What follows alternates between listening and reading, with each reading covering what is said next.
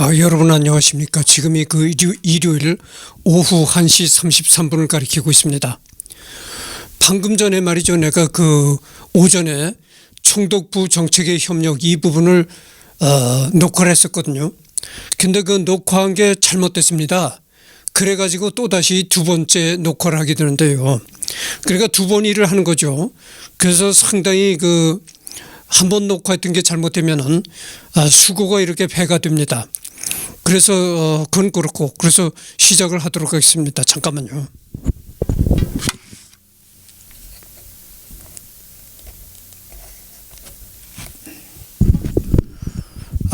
그래서 아주 참 애를 먹었습니다.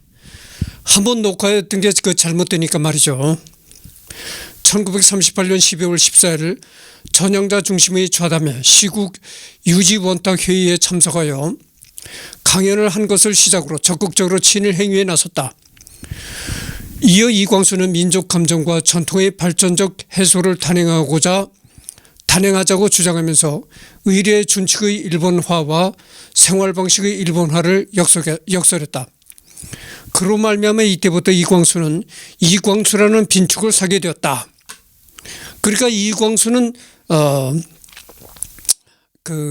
종전에 내려오던 우리가 유교주의에 입각한 그런 의례를 하지 말고 일본식으로 의례를 하자. 그다음에 생활 방식도 유교적인 그런 생활 방식을 버리고 일본식의 생활 방식을 따르자.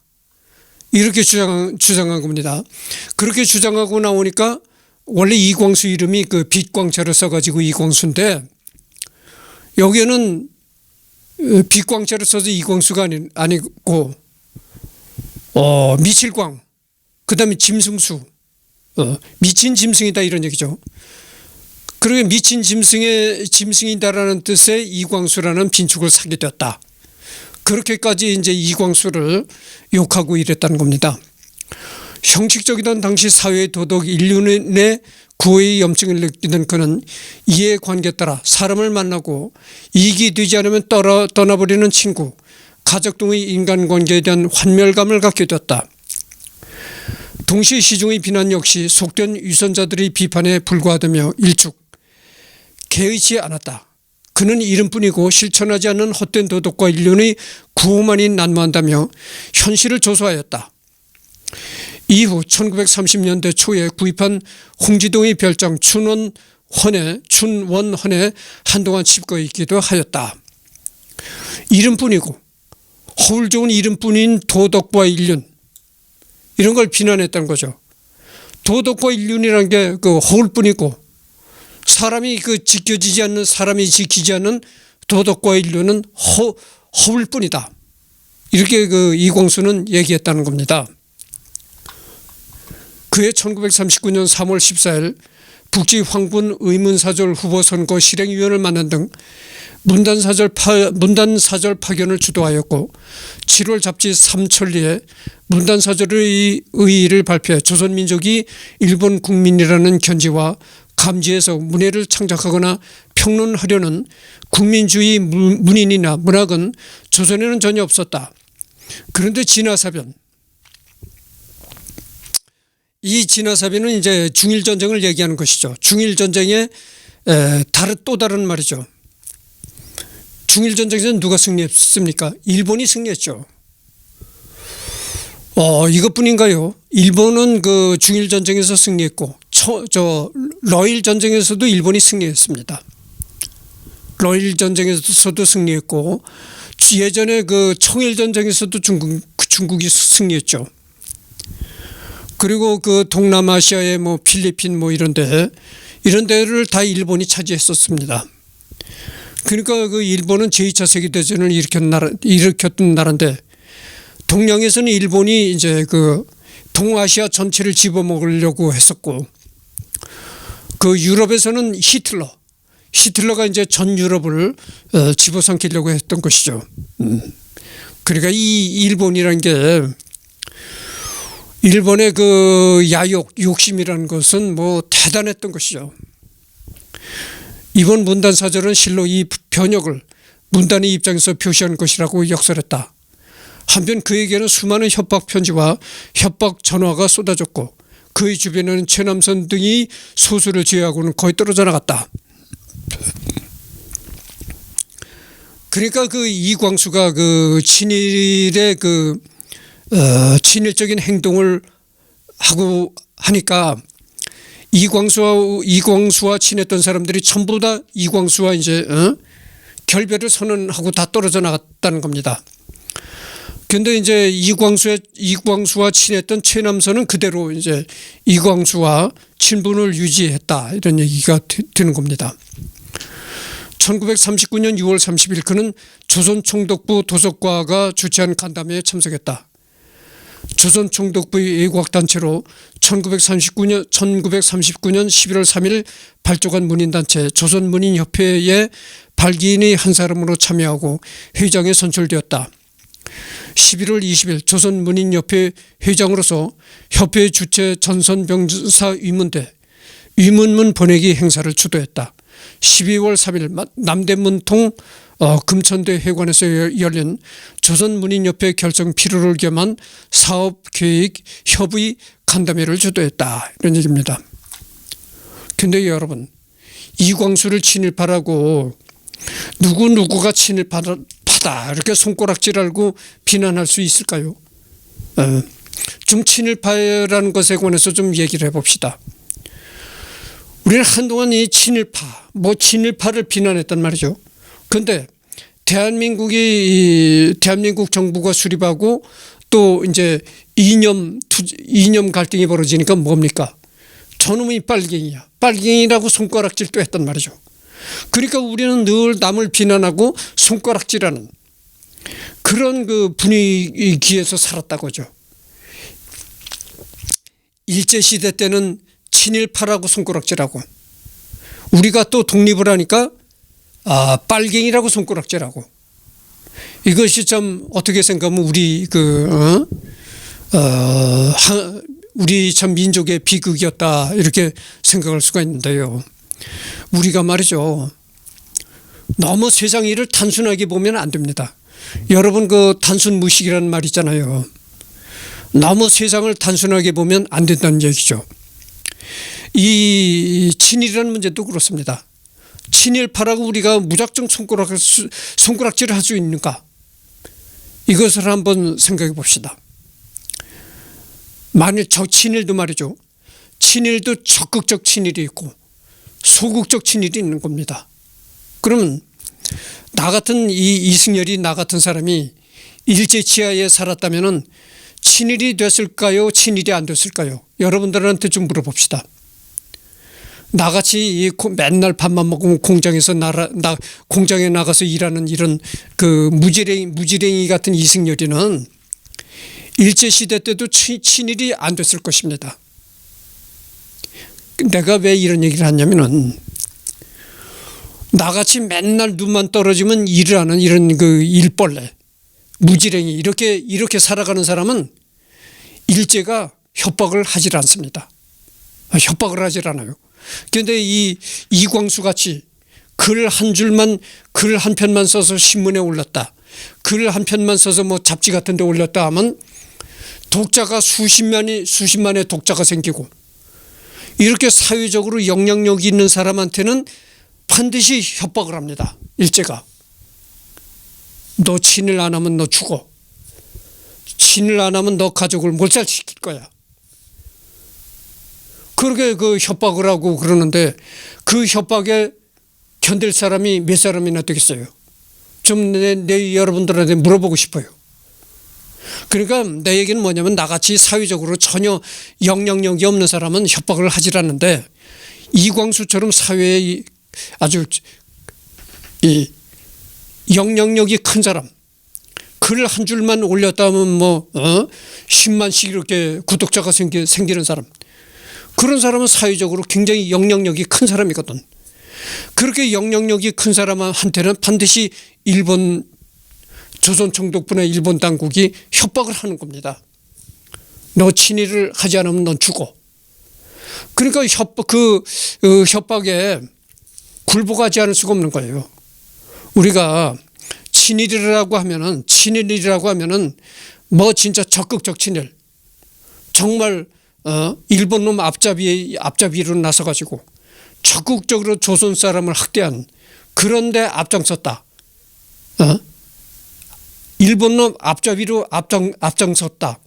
이런 친일자는 비난받아야 하겠죠.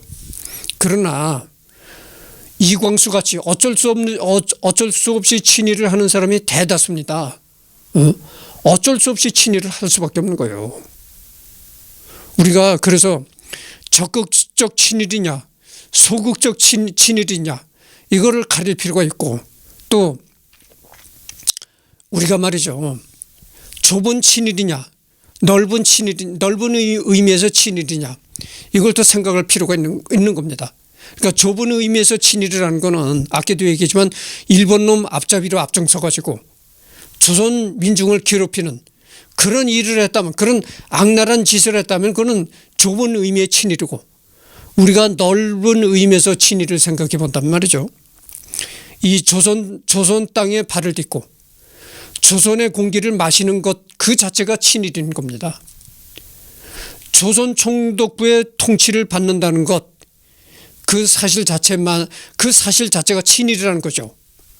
넓은 의미에서 생각한다면은, 그러면 우리가 넓은 의미에서 친일이라는 문제를 생각해 본다면, 넓은 의미에서 친일을 생각해 본다면 친일 아는 사람이 없는 겁니다. 여러분 김구 아시죠? 김구도 넓은 의미에서 본다면 친일을 했다고 볼 수가 있는 거예요. 친일을 안 하려면은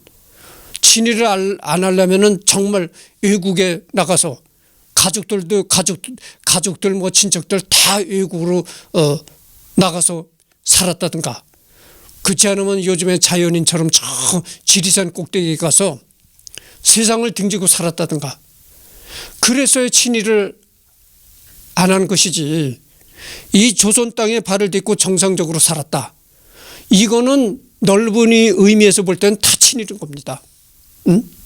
그래서 넓은 의미에서 생각해 보자고요. 누가 누구에게 손가락질을 하느냐. 성경에 이런 얘기가 있다잖아요. 죄 없는 사람이 돌을 쳐라, 죄 없는 사람이 돌로 쳐라, 뭐 이런 얘기가 있다잖아요. 그런 식이 되는 거예요. 친일하고 누가 누구를 손가락질 하겠습니까? 넓은 의미에서 본다면 누구나가 다 친일을 한 것입니다. 그래서 그런 말을 하고, 이때 이광수는 창씨 개명 문제에 대해 명확한 견해를 피력했다. 당국은 창씨 개명을 강요하는 일은 없을 거라고 말합니다.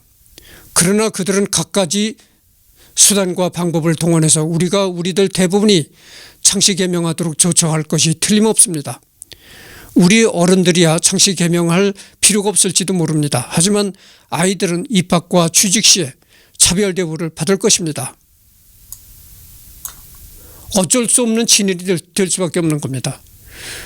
친일을 하지 않으면요, 친일을 하지 않으면은 자식들을 학교에 보낼 수도 없고 입학을 거부하는 거예요. 그러니까 부모가 친일을 안 하면은 자식을 학교에 보낼 수도 없는 겁니다. 학교에서 받아주지 않는 거예요. 그것뿐이 아니고 취직도 못하는 겁니다. 친일을 해야 자식도 학교 공부를 시킬 수가 있고 취직도 시킬 수가 있는 겁니다. 그러니까 어느 부모가 친일을 안 하겠습니까? 친일을 할 수밖에 없는 거죠. 어쩔 수 없는 친일인 겁니다. 그러니까 이광수도 이렇게 어쩔 수 없는 친일이었다, 이런 얘기죠. 내가 하고 싶은 얘기는 그겁니다. 900년 전으로 거슬러 올라가면 우리 조선인들에겐 지금과 같은 성이 없었습니다. 김씨, 이씨, 박씨, 기타 성씨는 다 중국에서 빌려온 것입니다. 이거는 이광수의 말인 말이죠. 좀 틀렸다고도 할 수 있습니다. 물론 우리나라 성씨들 중에는 중국에서 온 성씨도 있긴 있어요. 있긴 있는데 다 그런 것은 아니죠. 이거는 그 이광수의 말이 맞는다고는 할 수 없습니다. 또한 이 회에서 임진왜란 이후부터 상민이 재산을 모아 양반의 족보를 돈 주고 사서 혈통을 유지한다는 주장이 제기되었다. 족보를 그동안 이제 상민 생활 해가지고 상민 노비 생활 해가지고 족보가 없던 사람도 돈을 주고 양반의 족보를 사는 겁니다. 이제 이런 얘기인데 어느 역사 교수가 말이죠. 우리나라 족보의 95%가 다 가짜라는 겁니다. 그 말이 사실이에요. 그래서 여러분들 내가 이 시간에 여러분들한테 하고 싶은 거는 어디 가서 말이죠. 어디 가서 우리 집안의 족보 자랑하고 절대 그러지 마십시오. 자기 얼굴에 스스로 침 뱉는 그런 결과뿐이 안 되는 거예요. 그러니까 내 얘기는 뭐냐면 어디 가서 절대 족보 자랑하지 말라 이런 얘기예요. 우리나라 사람들이 가지고 있는 족보 그 족보가 95%가 다 가짜입니다. 나머지 5%만이 진짜일까 진짜일까 말까 이런 정도예요.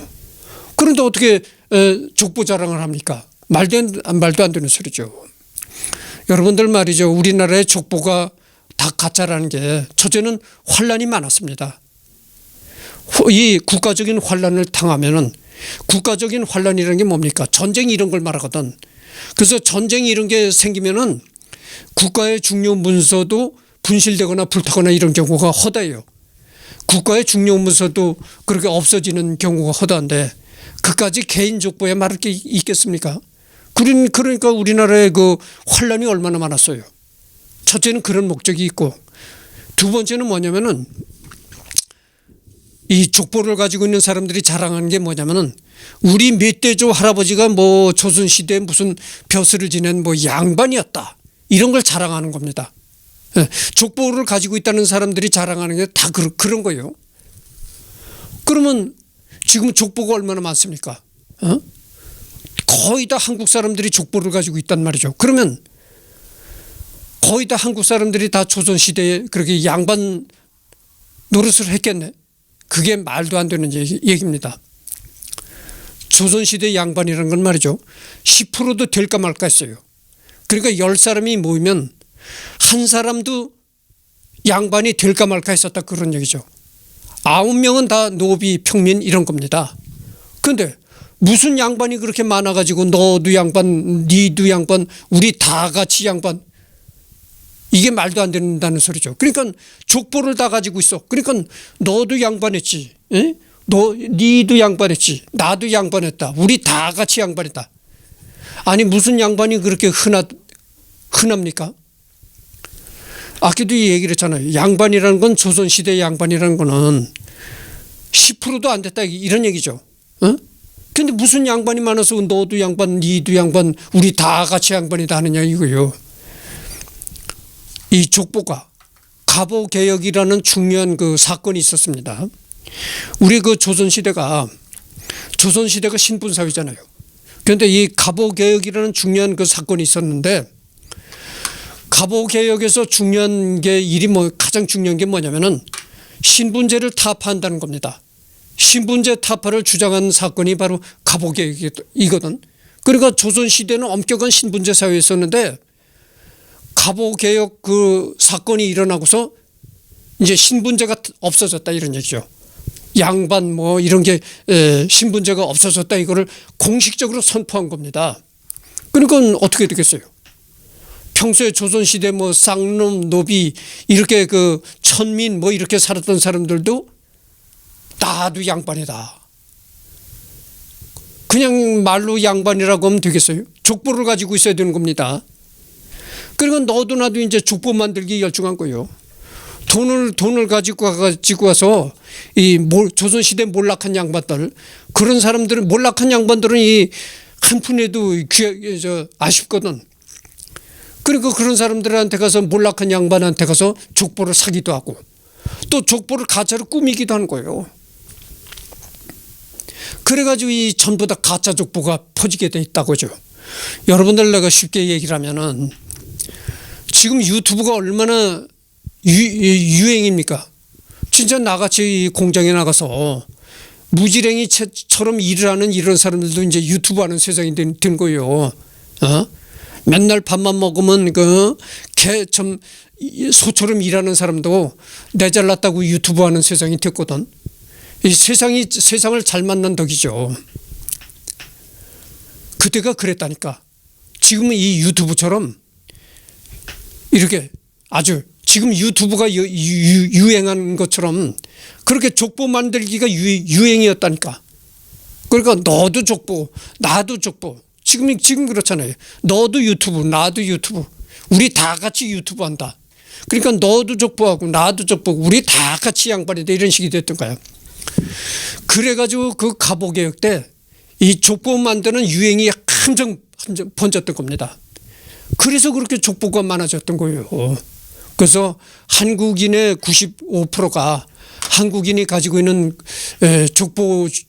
족보가 95%는 다 가짜다. 나머지 5%만이 이 진짜일까 진품일까 이런 정도다 이런 얘기예요. 여기 이제 얘기가 길어졌는데 1940년 1월부터 조선총독부 미나미지로 총독은 창씨 개명을 하는 것이 어떻겠느냐는 주제의 담화문을 발표했고 이는 조선사회의 논란이 되었다. 1월 4일 미나미지로 총독은 조선인들에게 창씨 개명을 강요할 생각이 없다고 천명했다. 그런데 그가 뒤이어 조선인들이 창씨 개명하면 흐뭇하게 생각할 것이라는 점을 분명하게 시사하는 바람에 상황이 더욱 복잡해졌다. 총독에게 아부하는 조선인 지식인들은 당연한 것이라며 총독을 죽여 세웠다. 그러니까 이 조선 총독부에서는 겉으로는 공식적으로는 창씨 개명을 강요하지 않는다. 이렇게 공식적으로는 얘기를 했지만은 뒤돌아서서는 이거를 강요한 겁니다. 협박을 하고 너 이름을 일본식으로 바꾸지 않으면 너 자식들 학교를 못 보내. 뭐 이런 식으로 협박을 한 겁니다. 그러니까 겉과 속이 다르다 이런 얘기죠. 겉으로 공적인 자리에서는 조선 총독부가 창씨 개명을 강요하지 않는다 이렇게 공식적으로는 말을 하지만은 뒤돌아서서는 이 창씨 개명을 아주 협박하고 이렇게 나왔던 겁니다. 그는 총독의 은혜를 찬양하지는 않았지만 창씨 개명의 취지에 적극 찬송하고 지지를 보냈다. 그리고 앞장서서 창씨 개명하였다. 이후 그에게는 무수한 협박과 투서 비난이 쏟아졌다. 윤치호는 그에게 창씨 개명을 적극 지지한 것은 섣부른 행위라며 경고를 보내기도 했다.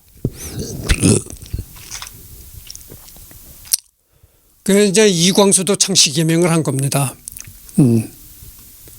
여기 신문에 그 당시 이광수가 살았을 당시에 신문의 보도입니다. 이 창씨와 나 이광수 이렇게 됐잖아요. 내가 향산이라고 일본적으로 긴 명으로 개명한 동기는 1940년 2월 20일 매일신보 사설란에다가 이광수는 향산광랑 일본 발음으로는 가야마 미스로라는 창씨 개명을 발표하고 다음과 같이 창씨 개명을 적극 옹호하는 한편 자신의 창씨 개명을 합리화했다. 내가 향산이라고 일본적인 명으로 개명한 동기는 황송한 말씀이나 천황 어명과 독법을 같이 하는 시명을 가지자는 것이다. 나는 깊이 내 자손과 조선민족의 장래를 고려한 끝에 이리하는 것이 당연하다는 굳은 신념에 도달한 까닭이다. 나는 천황의 신민이다. 내 자손도 천황의 신민으로 살 것이다. 이광수라는 시명으로도 천황의 신민이 못 될 것이 아니다. 그러나 향산 광랑이 조금 더 천황의 신민답다고 나는 믿기 때문이다. 내선 일체를 국가가 조선인에게 허허하였다. 이에 내선 일체 운동을 할 차는 기실 조선인이다. 조선인이 내 지인과 차별 없이 될 것밖에 바랄 것이 무엇이 있는가. 따라서 차별을 제거하기 위해서 온갖 노력을 할 것밖에 더 중대하고 긴급한 일이 어디 또 있는가. 성명쇠자를 고치는 것도 그 노력 중의 하나라면 아낄 것이 무엇인가. 기쁘게 할 것인가. 기쁘게 할 것 아닌가. 나는 이런 신념으로 향산이라는 시를 창설했다. 그러니까 향산은 시고 향산이라는 건 성씨고 광랑이라는 건 이름이죠. 그러니까 이광수가 일본식으로 이름을 이제 개명한 겁니다. 가야마 미스로라는 이름으로 이제 개명을 한 거죠. 그가 창씨 개명을 단행했다. 다시 그의 집 앞에는 많은 젊은이들이 와서 돌과 인분 쓰레기 등을 던졌다. 하루는 벽조 홍명희가 한용운을 찾아가 최린 이광수가 창씨 개명을 했답니다. 이런 놈 자식들 때문에 민족적 악영향이 클 것이니 청년들을 어떻게 지도한단 말입니까? 라며 흥분했다. 그러자 한용운이 웃으며 말했다. 당신은 그 자들을 과대평가하고 있어. 만약 말을 할 줄 아는 개가 있다면 당신에게 크게 항의할 것이오. 창씨 사건 뒤로 한용운은 그와 절교하여 한 번도 만나주지 않았다 이런 얘기입니다. 그래서 여러분들 그 한용운이가 또 유명하잖아요. 한용운이가 이제 승려 겸 시인인데 언젠가 내가 유튜브를 하고 있으니까 그 인간탐구라는 유튜브를 하고 있으니까 언젠가 이 한용운이에 관해서도 할 것이라고 이제 생각합니다. 근데 그 이광수가 창씨 개명을 한 후로 한용운이는 이광수를 절대 만나지 않았다는 겁니다. 뭐 하여튼 그리고 이광수가 그 창씨 개명을 하고 나서 그 이광수의 집에 그 젊은이들이 와서 뭐 돌과 인분, 여러분 인분이라고 하시잖아요. 똥, 쓰레기 뭐 이런 거를 막 이광수 집에다가 던졌다는 겁니다. 1940년 2월 22일 조선문인협회 문사부대로 지원병 훈련소에 1차로 1일 이병 견역을 했다. 또한 이 무렵 소설 무명으로 일본의 모던 일본사가 주최하는 조선예술상을 수상했다. 8월 6일 국민정신총동원 조선연맹 주최로 내지 작가인 키구지 칸, 고바야시 히데오, 나카노 미노루 등이 중심이 돼 판도 호텔에서 열린 문예 좌담회에 참가했다. 9월 29일 경성중앙방송국 제2방송 조선어방송에서 이광수가 작사한 노래 지원병행가가 방송되었다. 10월 12일 조선문인협회 문사부대로 지원병 훈련소에 2차 1일 이병 견역을 갔다 왔다. 12월 25일 황도학회가 만들어질 때 발기인으로 참여했다. 1940년 6월 3일 이광수의 집을 방문한 윤치호는 그의 부인에게서 자기 남편이 창씨 개명을 한 후 하루에 1,000통 이상의 편지를 받았는데 하나같이 욕설을 퍼붓거나 가만 놔두지 않겠다고 협박하는 내용이었다고 한다. 6월 무렵에도 그는 하루 평균 5통 이상의 편지를 받았다고 한다. 여러분 그 내가 아까도 얘기를 했지만 나같이 이렇게 이름 없이 이렇게 살아가는 그 사람은 나같이 이렇게 이름 없는 사람이 일제시대에 살았다면 창씨 개명을 한들 누구 하나 관심도 갖지 않았을 것입니다. 그런데 이광수라는 사람이 누굽니까? 아까도 얘기했지만 글을 한 편만 써서 신문이나 잡지에 올리면은 독자가 뭐 10만 어쩌고 이렇게 올라가는 사회에 가장 영향력 있는 사람이다 보니까 이광수가 이렇게 창씨 개명을 했다 하니까 하루에 그 윤치호가 이광수 집을 찾아가 가지고 이광수 부인을 만났더니 이광수 부인이 이런 얘기를 했다는 거예요. 그렇게 이광수가 창씨 개명을 한 후에 하루 1,000통 이상의 편지가 온다는 거예요. 그런데 그 편지를 뜯어보면 전부 다 욕지거리, 뭐 협박 그런 편지였다는 겁니다. 한편 조선청 그렇잖아요. 여러분들 지금 생각해 보세요.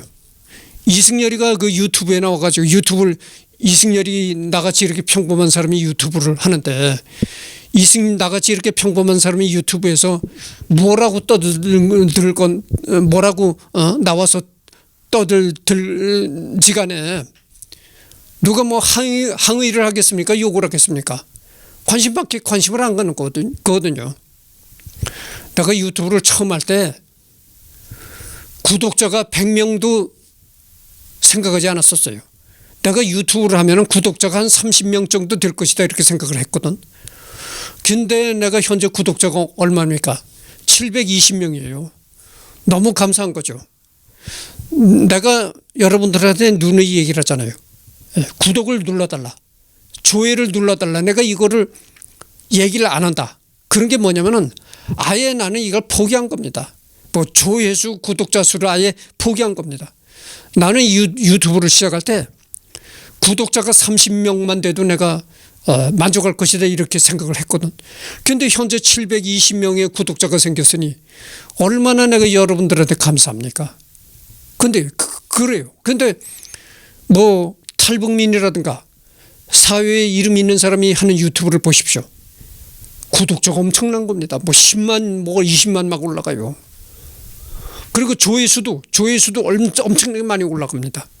그러니까 나 같은 사람이, 나같이 이렇게 관심 없는 사람이 뭐 아무리 창씨 개명을 한다고 해도 뭐 못 본 척 할 겁니다. 근데 이광수 같은 유명인이 이렇게 창씨 개명을 하고 나오니까 하루 1000통씩 그렇게 편지가 막 쏟아진다는 거예요.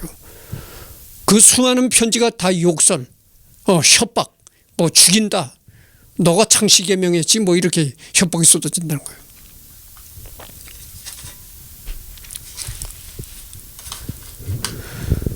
지금 저기 그 녹화를 한 지가 31분을 경과했습니다.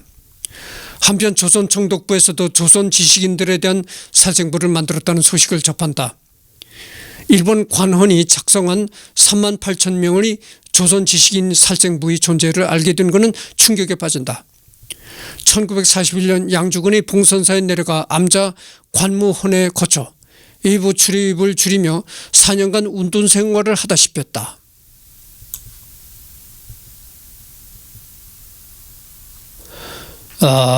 그렇습니다. 그래서 여기 보면 자치권 획득 노력, 1940년 맨 먼저 창씨 개명을 한 이광수는 1948년 제정된 반민족 행위 처벌법에 따라 수감된 뒤 일제히 협력하면서 참정권과 평등권을 얻어 민족을 보존하면 독립에 한 걸음 더 나아갈 수 있다고 생각했다고 밝혔다.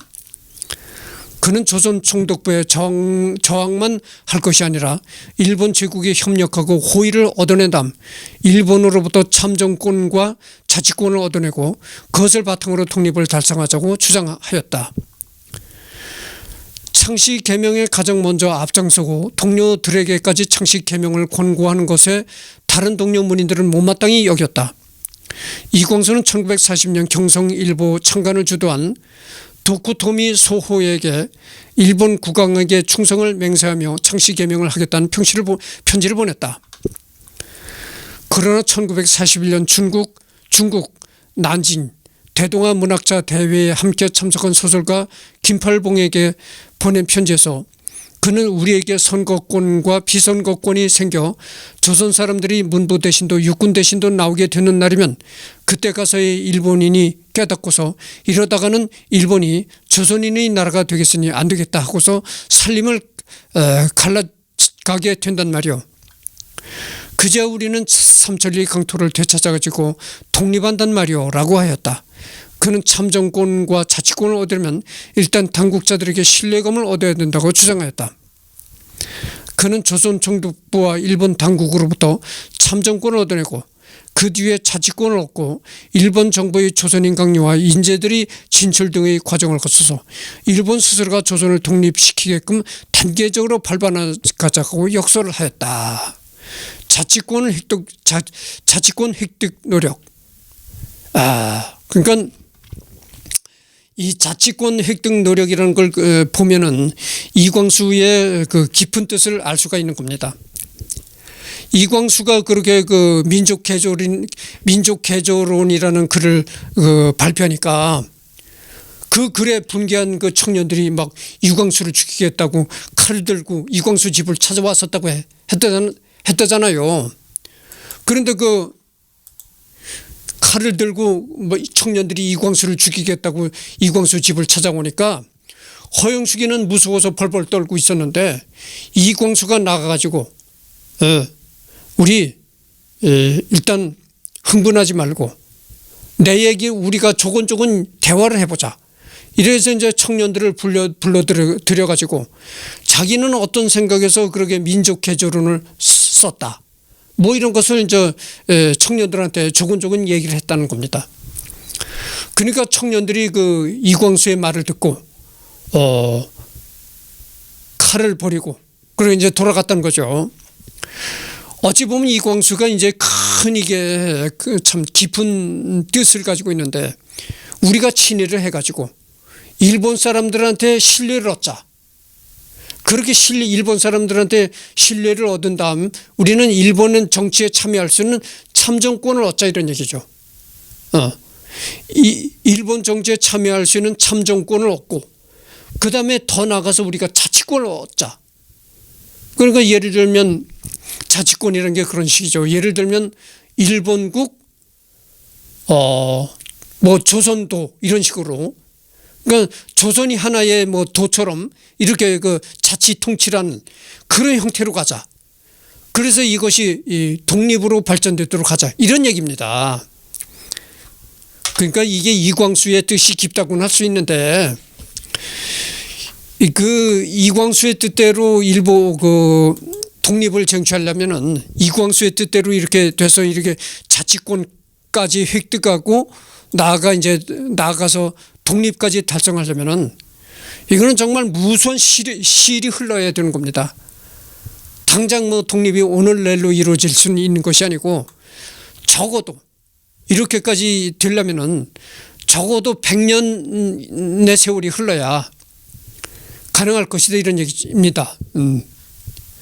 그래서 우리가 일본 적극적으로 친일을 해가지고 일본 사람들한테 그 신뢰를 얻고 그 신뢰를 바탕으로 우리가 일본 정치에 진출할 수 있는 참정권까지 얻고 그 다음에 참정권까지 얻어서 우리 그 조선인이 일본 정치에 정치계에 진출하고 그래서 우리가 자치권까지 획득하자 이런 얘기입니다. 그러니까 일본국 조선 뭐 특별자치도 이런 식으로다가 자치권을 얻고 그래서 더욱더 나가서 완전한 독립을 이루자 이런 논지 얘기입니다. 그러니까 이것이 참 이광수의 논리라는 거는 논리가 참 그 깊은 논리긴 한데 이렇게 해서 독립을 달성하려면은 아무리 이 세월이 못 가도 100년 정도의 세월은 흘러야 된다 이런 얘기입니다.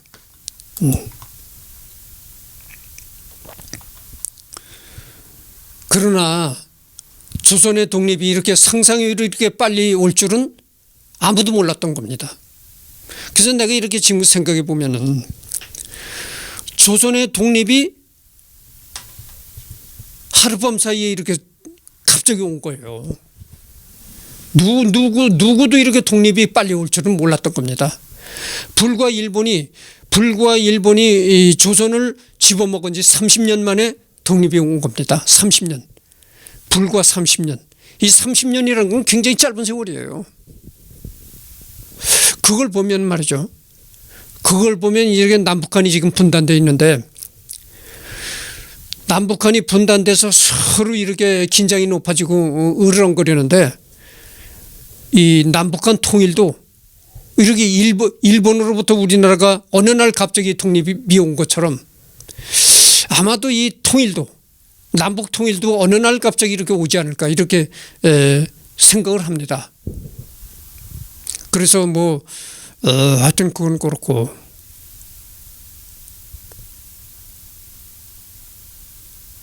그렇습니다. 뭐 그래서 지금 39분을 경고했는데 이것으로 끝맺고 다음에는 이 태평양 전쟁 전후를 이제 얘기를 하도록 하겠습니다. 그래서 지금 지금 반을 했습니다. 2분의 1을 했습니다. 앞으로 할 게